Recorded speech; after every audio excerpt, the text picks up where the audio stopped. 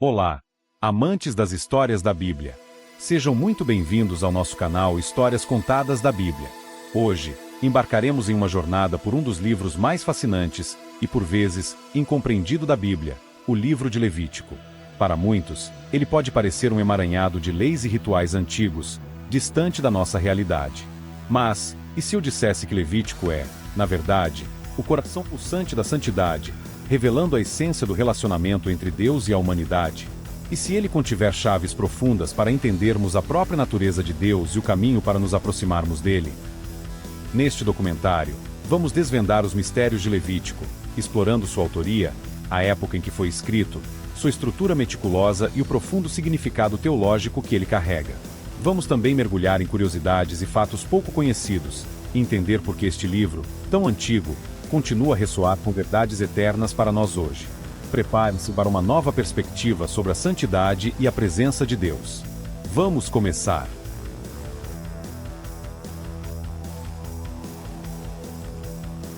A tradição judaico-cristã, desde tempos imemoriais, atribui a autoria do livro de Levítico a Moisés. Ele é considerado o grande legislador de Israel, o mediador da aliança entre Deus e seu povo no Monte Sinai. O próprio texto de Levítico frequentemente afirma que as leis e instruções foram dadas por Deus a Moisés, que as transmitiu ao povo. Frases como "disse o Senhor a Moisés" aparecem mais de 50 vezes ao longo do livro, reforçando essa perspectiva. A datação do livro, seguindo essa autoria mosaica, seria durante o período da peregrinação de Israel no deserto, logo após a construção do tabernáculo, por volta do século XV a.C., aproximadamente de 1446 a 1406 a.C. Levítico se encaixa cronologicamente entre o Êxodo, que narra a saída do Egito e a construção do tabernáculo, e Números, que descreve a jornada de Israel pelo deserto. No entanto, é importante notar que alguns estudiosos modernos, utilizando métodos de crítica textual e literária, sugerem que, embora o cerne das leis possa ter origem mosaica, a forma final do livro pode ter sido compilada e editada ao longo de séculos, talvez durante o período do exílio babilônico ou após ele. Essa visão não necessariamente nega a inspiração divina, mas sugere um processo de formação mais complexo, onde tradições orais e escritas foram organizadas e sistematizadas ao longo do tempo. Para os propósitos do nosso documentário, manteremos a perspectiva tradicional da autoria mosaica, que é a base da compreensão teológica do livro. Levítico é um livro altamente estruturado, quase como um manual de instruções divinas.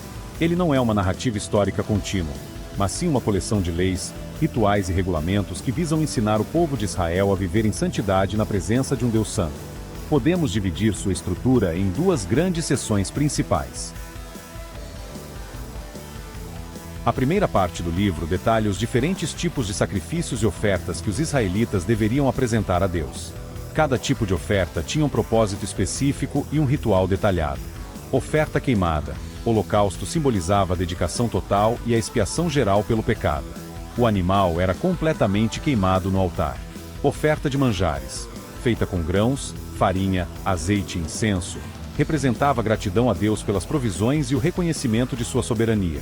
Oferta pacífica. Oferta de paz, uma oferta de comunhão, onde parte do animal era queimada. Parte era comida pelos sacerdotes e parte pela pessoa que oferecia. Simbolizava a paz e a comunhão restaurada com Deus.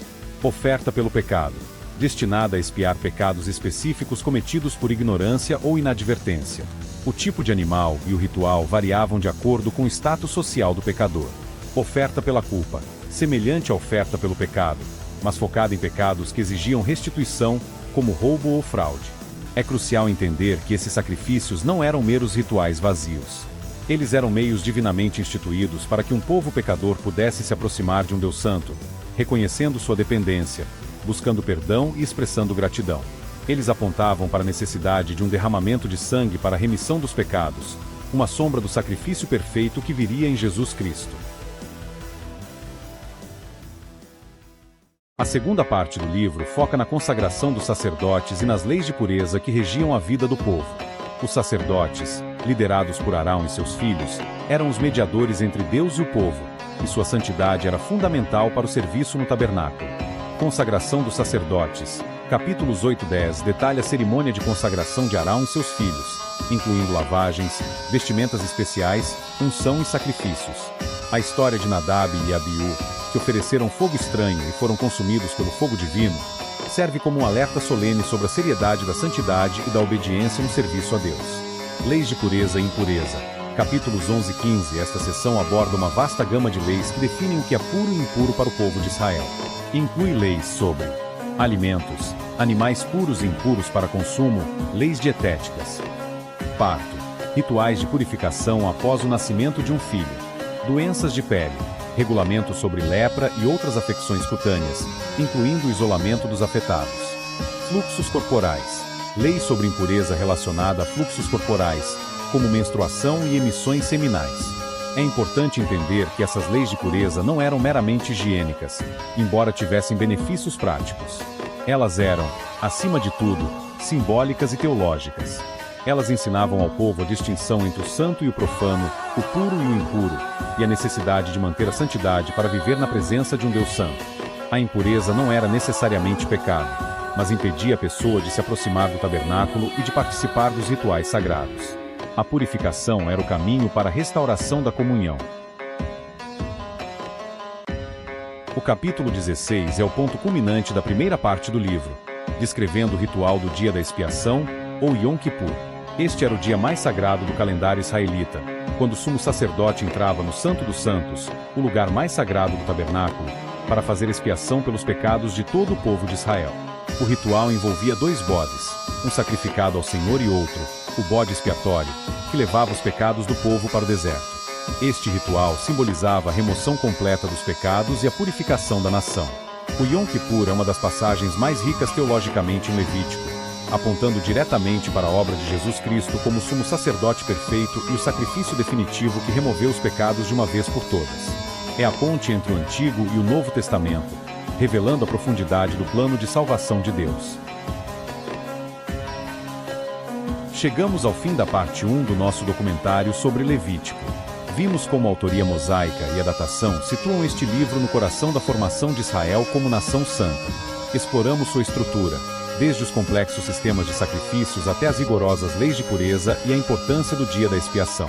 Entendemos que Levítico não é apenas um livro de regras, mas um manual divino para a santidade, um convite para um relacionamento íntimo com Deus puro e santo. Na próxima parte, vamos mergulhar ainda mais fundo no significado teológico de Levítico, explorando temas como a santidade, a expiação e a presença de Deus. Não perca! Se você gostou desta primeira parte, deixe seu like, compartilhe e inscreva-se no canal para continuar essa jornada conosco.